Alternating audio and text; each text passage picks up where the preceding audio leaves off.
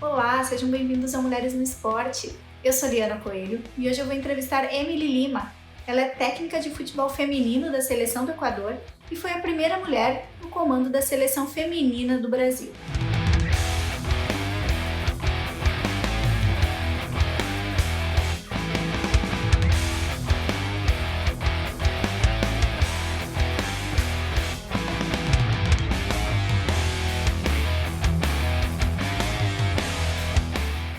Seja bem-vinda, Emily.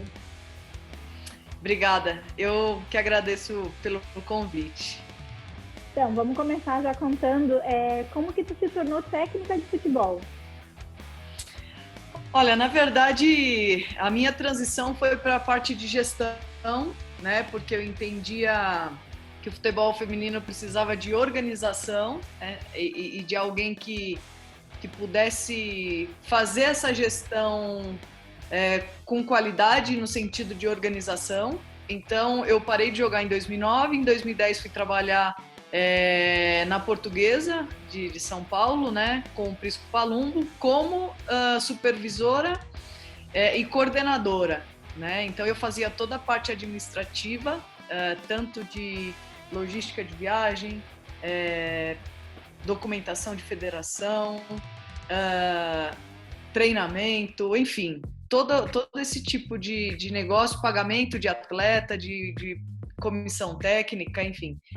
Então, a minha ideia era fazer isso, de primeiro momento.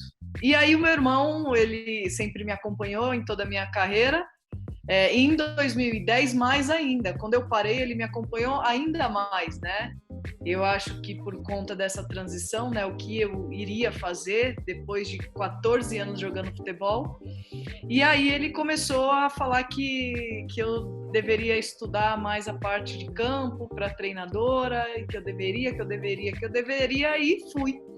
E aí comecei a estudar já em 2010, comecei a fazer os cursos, estudar. E a gestão, hoje, para o treinador de futebol, ele também é importante. Então, eu estou buscando fazer cursos de gestão e os cursos necessários de treinadores de futebol. Hoje tenho todos os cursos que o Brasil nos oferece, né, que é o da CBF Academy, oficial com Conmebol, ainda não com Europa e FIFA, mas já com Conmebol. Então, eu finalizei todos esses cursos, tenho até a licença Pro. E me aprofundei nisso e em 2011 recebi um convite, com muita ajuda do meu irmão também, por conhecer o pessoal do Juventus.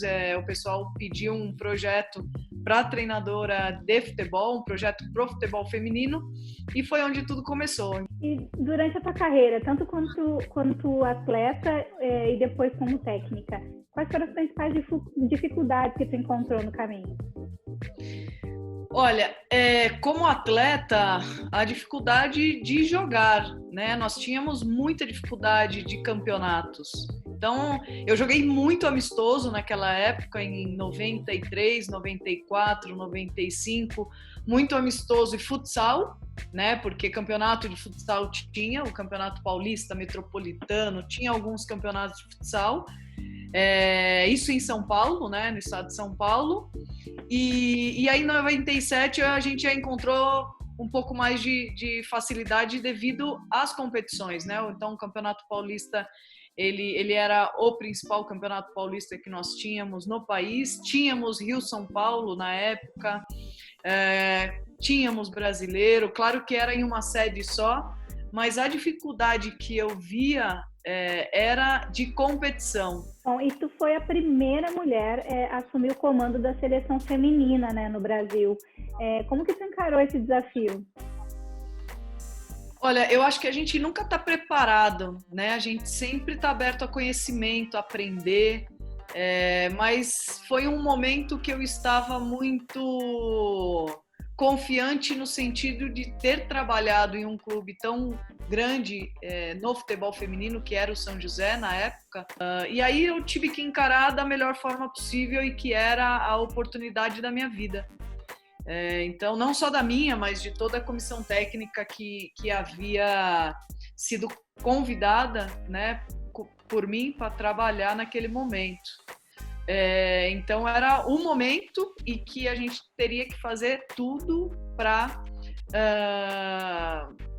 oferecer o melhor serviço, o melhor papel para a seleção brasileira, para os brasileiros, para o nosso país, né? Uma responsabilidade muito grande, você representar um país, que é o que hoje nós estamos fazendo aqui no Equador, eu acho que ainda com muito mais responsabilidade por não ser uma equatoriana, né? E no caso aí no Brasil, ser uma brasileira e representar muito bem o nosso país, é uma responsabilidade muito grande mesmo, mas eu recebi assim com muito orgulho, com muita felicidade e me abriram muitas portas, né? A seleção brasileira me abriu muitas portas e infelizmente foi pouco tempo, um curto tempo aí, mas eu aproveitei da melhor forma possível. E como que é ser técnica de futebol no Brasil? Porque a gente sabe que tem uma cobrança com os homens por serem técnicos, né? Mas para a mulher é muito pior, né? Bastante. É bastante porque é um meio totalmente dominado, né, por homens. E é mesmo. É claro que hoje nós temos nutricionistas, assessoras de imprensa, médicas. A gente já tem esse tipo de abertura no futebol masculino, mas é a minoria ainda. O importante seria nós termos oportunidades mais nessa parte técnica de poder trabalhar, né? Porque nós estudamos a mesma coisa que eles estudam, nós trabalhamos as mesmas coisas que eles trabalham. É um trabalho como qualquer outro, só que é em um âmbito totalmente masculino e que a gente precisa ter paciência e calma, que eu acredito que o momento vai chegar, né? E eu acho que com isso a gente vem se atualizando, aperfeiçoando cada vez mais para que quando chegar essa oportunidade a gente poder estar preparada para aquele momento, né? Volto a dizer que a gente vai estar aí com 60, 70 anos aprendendo e se atualizando e procurando aí sempre conhecimento, mas para o momento eu acho que o máximo que você estiver preparado é melhor. Dentro desses cursos, né, que tu comentou, inclusive a licença Pro da CBF, ainda tem pouquíssimas mulheres fazendo esses cursos, né? Tem, mas eu vou te falar também que há uma grande dificuldade por parte do custo do curso, né? Eu fiz todos os cursos quando eu estava na CBF, então eu tive a oportunidade de poder ter as bolsas, porque não é fácil você pagar aí 5, 7, 10, 15, 20 mil reais a cada curso que você faz. Para a nossa realidade do futebol feminino é impossível. Para a realidade do futebol masculino, em um mês de trabalho ele paga 500 cursos desse, né? A gente, para fazer um curso desse, a gente precisa ir parcelar, e parcelando, quando você vê fazer 4 cursos desse, e você parcelar em 12 vezes os 4 cursos, você está pagando infinito o negócio. Eu acho que a CBF poderia abrir ainda mais para as ex-atletas que querem fazer esse curso e têm muita dificuldade, para as mulheres que não foram ex-atletas, mas que querem buscar esse conhecimento e facilitar um pouco, ou da bolsa 100%, ou da bolsa 50%, ou da bolsa 50% e o outro 50% ela faz um trabalho voluntário para a CBF de fazer palestras sobre futebol feminino nos estados, não sei, criar algumas estratégias para que oportunizem essas mulheres que querem fazer o curso, mas têm dificuldade financeira para isso, para esse investimento. É ótima essa ideia, porque são realidades diferentes, né? É preciso esse incentivo. E agora que tu está na seleção do Equador, quais as principais diferenças que tu nota da modalidade daí, né, para o Brasil? Olha, tem duas coisas que eu preciso falar. A primeira é a parte de gestão da Federação Equatoriana e com o projeto Futebol Feminino, né? Então, eles levam isso a sério E a cada dia a gente vem acrescentando algo nesse projeto. A gente está com um projeto, fora o que nós trouxemos, um projeto que vai ser notícia provavelmente aí para o ano de 2021 ou até mesmo para o final desse ano. O nosso gerente geral aqui, o Gustavo Silikovic, ele quer colocar isso para a imprensa. É algo que a gente vem fazendo junto com FIFA, Conmebol e uma federação sendo nossa parceira, uma federação europeia sendo nossa madrinha, vamos dizer assim. Então, para mim, foi algo que eu sempre busquei, não somente na CBF, mas nos clubes, que venham as coisas da gestão para nós, né, e não de nós para a parte de gestão. E aqui veio assim, e eu estou muito contente porque eu estou podendo trabalhar com o respaldo deles. É eles que estão me pedindo as coisas para que eu possa fazer. E aí a parte mais técnica, né, do futebol em si, o Equador é um país que, vamos dizer que recém tem o futebol feminino, recém começa o futebol feminino. Então, assim, nós não estamos tão longe, mas o processo de desenvolvimento, mesmo com todas as dificuldades que nós tínhamos no Brasil e temos ainda, conseguiu ir se desenvolvendo, aos trancos e barrancos conseguiu ir acontecendo, e a qualidade individual que nós temos, tanto no futebol masculino como no feminino, é algo incrível, é algo que eu falo, repito, já falei e vou repetir várias vezes, é a melhor seleção do mundo. Tem a parte técnica das nossas atletas é indiscutível. Só que é um país desorganizado, é um país que não se organiza, e os outros países, como vão se organizando, vão conseguindo desenvolver o futebol feminino com uma velocidade assim muito grande, né? E o Equador está na mesma linha do Brasil, com muita desorganização, tem, não tem, vai ter porque é obrigado, não tem porque não precisa. E o grande ponto aqui foi a classificação para o Mundial em 2015, e aí ficou parado 2016, 2017, 2018. Então, qual é a vantagem de você trabalhar e se classificar para um Mundial? Só por estar ali e depois não dar continuidade? Então, esse projeto ele vem para deixar um legado mesmo. E falando em Brasil mesmo, né? Por que tu acha que tem tanta resistência do público brasileiro com relação ao futebol feminino?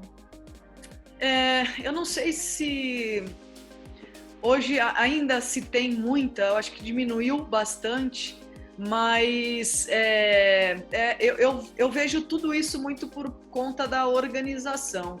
Eu acho que se a CBF tivesse um programa de desenvolvimento de futebol feminino, as pessoas iam entender naturalmente como entendem qualquer outro esporte que é praticado por homem e por mulher, né? O MMA, você vê o MMA, é bilionário esse esporte, e tem mulher e tem homem praticando.